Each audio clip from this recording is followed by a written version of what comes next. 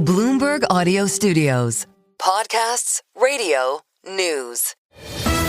The Stock Movers Report, your roundup of companies making moves in the stock market, harnessing the power of Bloomberg data.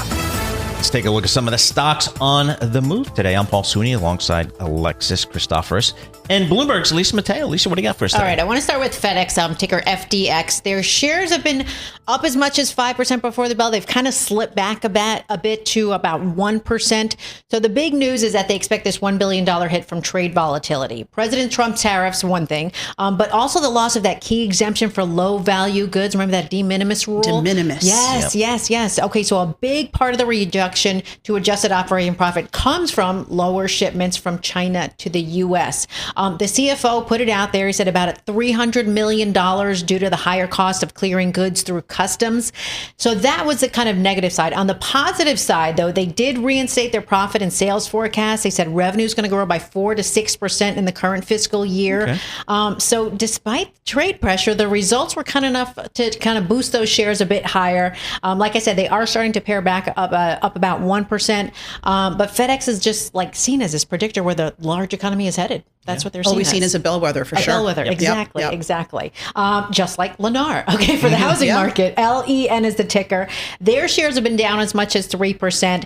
So it's really the sign of a challenging market for home builders. That's what they showed. This was despite you had a recent drop in mortgage rates too. So this is kind of showing you, the forecast for quarterly home orders. They missed those estimates. Affordability concerns, unsteady job market. They say that's keeping buyers on the sidelines. Another thing, they said builders are facing a lot of competition. Also something, the supply of available resale homes, they say have been growing.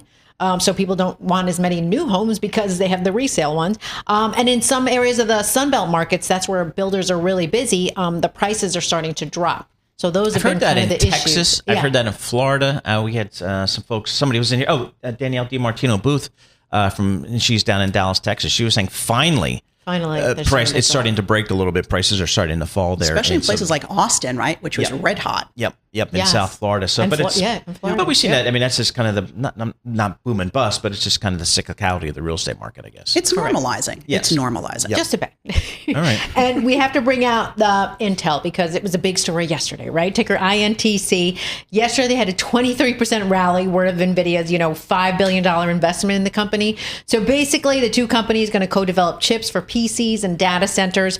But ahead of the bell, their shares have been lower, down about 0.5%. So the excitement may be starting to fade. You also had Citigroup. They downgraded the stock to sell from neutral, and they pointed to kind of their rich valuation. So it's kind of a big difference from yesterday to today. But you know what, guys? The government, right, made that nearly $10 billion investment in Intel last month. So based on yesterday's big stock rally, the government has made about $4 billion, at least on paper.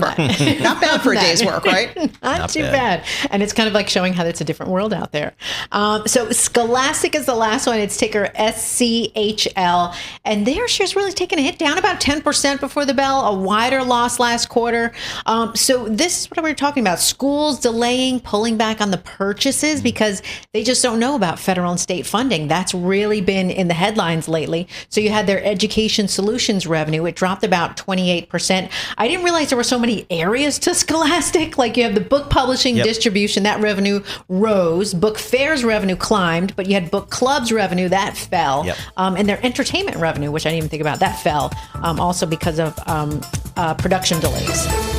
The Stock Movers Report from Bloomberg Radio. Check back with us throughout the day for the latest roundup of companies making news on Wall Street. And for the latest market-moving headlines, listen to Bloomberg Radio live. Catch us on YouTube, Bloomberg.com, and on Apple CarPlay and Android Auto with the Bloomberg Business app.